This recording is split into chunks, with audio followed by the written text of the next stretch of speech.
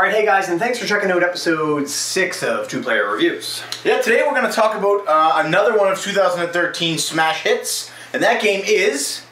Bam! Tomb Raider for the PlayStation 3. Let's take a look.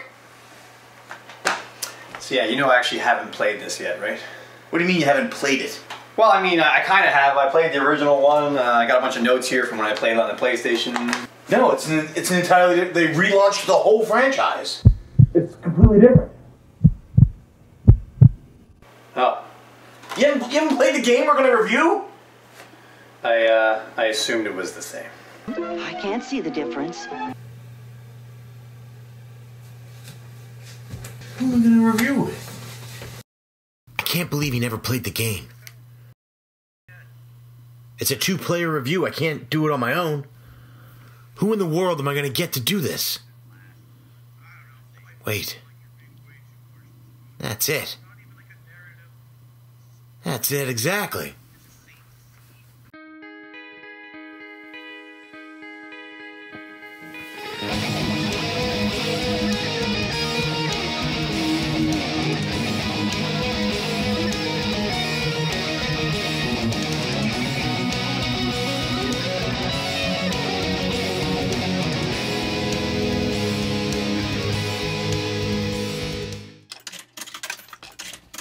Listen here, Marshmallow Man. You do exactly what I tell you to. But I don't like being touched there. You do what I tell you to, or I'm gonna cut you up into Lucky Charms. Okay, but try to be gentle. Always when I get to the good part.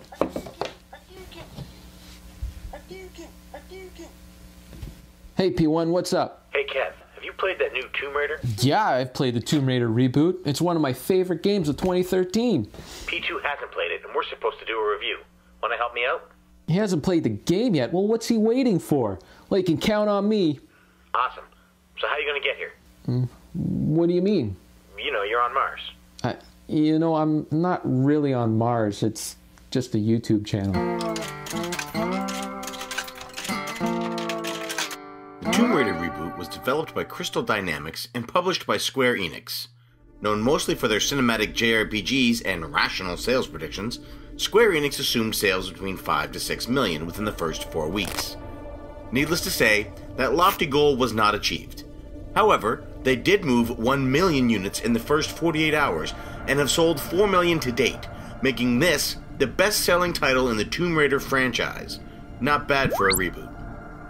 Now, I was a little taken aback when I found out that Crystal Dynamics was rebooting the franchise. I thought the previous 3 games they did in the series were fantastic, and I was looking forward to a follow-up to Underworld. And from the previews and whatnot, it seemed like this game was going to be more like an Uncharted game than a Tomb Raider one. And although that turned out to be mostly true, the results were better than I expected.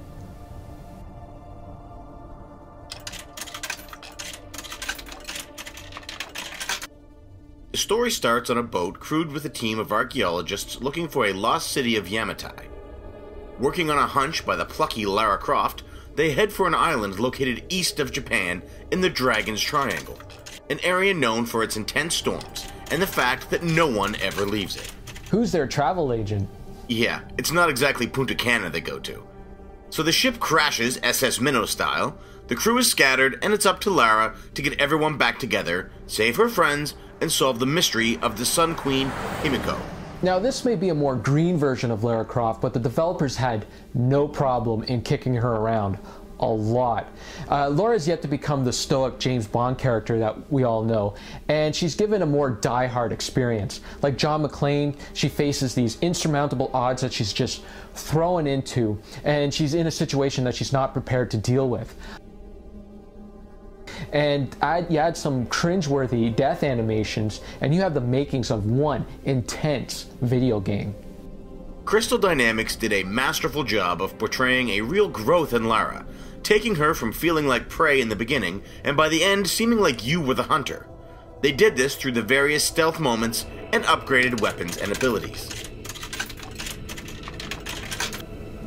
Now, the gameplay is not a complete departure of the usual straight-up action of previous Tomb Raider games, but the additions the developers added into this game certainly enhance the experience. Laura can upgrade her weapons with salvage that she finds on the maps, and she gains experience points from hunting animals and completing objectives.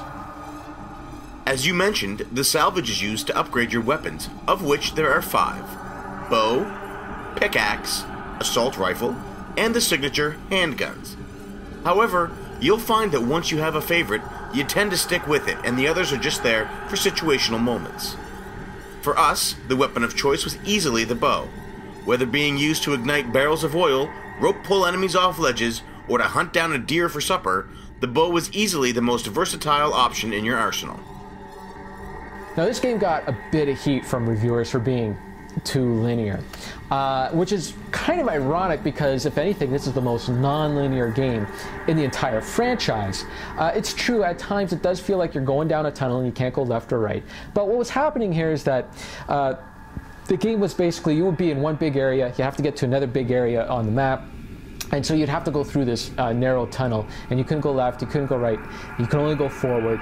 And what the game was doing was actually loading up the next area while you're going through the tunnel. So what Crystal Dynamics did was hide load screens. And I thought it was brilliant, and I still don't understand why the game was chastised for doing this.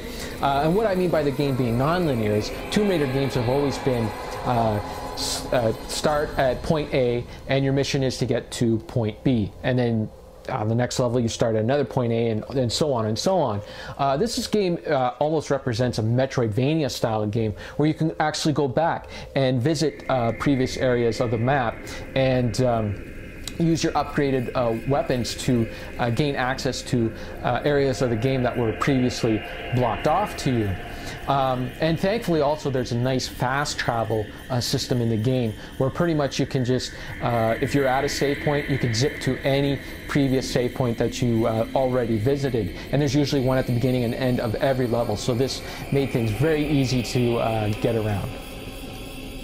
In a lot of action-adventure games lately, developers have been forcing QuickTime events down our throats. I'm looking at you, Naughty Dog. But in Tomb Raider, I felt that the ones we did have added to the overall effect of the game instead of taking away from it. The QTEs were very well placed, spread out, and made the game feel more like a cinematic experience. However, failing to hit the right button on time usually meant a gruesome death for our protagonist. This was also the first Tomb Raider game where you actually raided tombs. And these tombs were a nice diversion from the main campaign. As soon as you discovered one of these were like an offshoot from the main campaign. If you discovered one, you could go and tackle it right away, or you could come back to it if you were stuck at a part in the main campaign later on in the game, if you wanted to come back and solve it then. I know, pretty crazy for a game that was too linear. And these tombs were as close as the game ever got to the old school puzzle challenges of the original PlayStation games. And the best part is, once you solved the puzzle, once you solved the tomb and got the treasure from it, a nice graphic would pop up that would say, "Tomb Raided." It was very satisfying seeing that graphic pop up.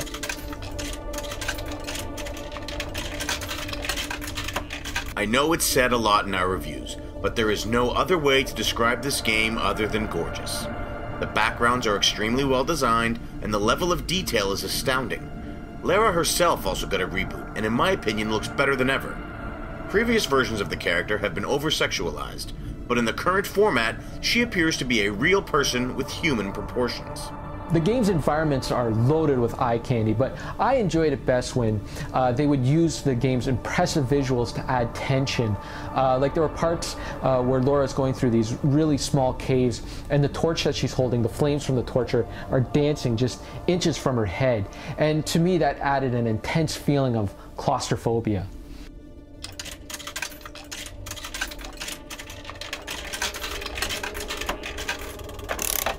Sound effects, amazing.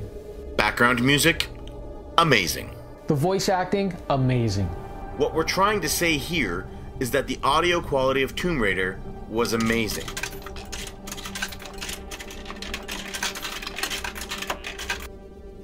All in all, this game ended up being a complete surprise for me. I hadn't intended to pick it up when it was announced due to not having enjoyed any of the previous Tomb Raider games, and maybe that was what ended up drawing me in. The fact that this feels like a total departure from the Lara Croft of yore.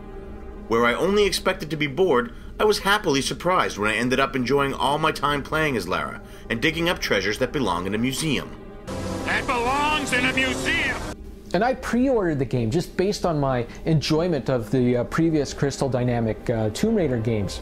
And it surprised me as well. Not that it was a good game. I was expecting a good game, but just how well they took the old school Tomb Raider puzzles, the Uncharted action, the Metroidvania style of exploration, how they mixed them all together really well. And they made a truly great game here. And I'm just sitting here waiting for the sequel.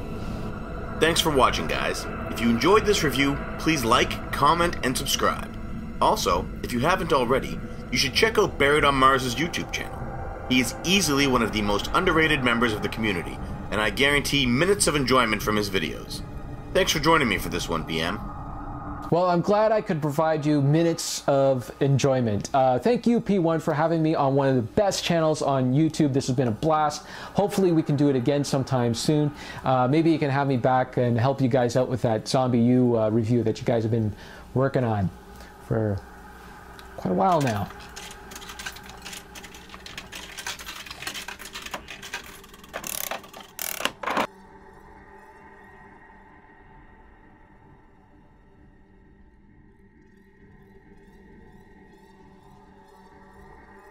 Until next time, for the Cartridge Bros and Buried on Mars, this is Player One, signing off. Well, I think that went pretty well. Transporter room. This is Mars from the Earth Away team. One to beam up, please.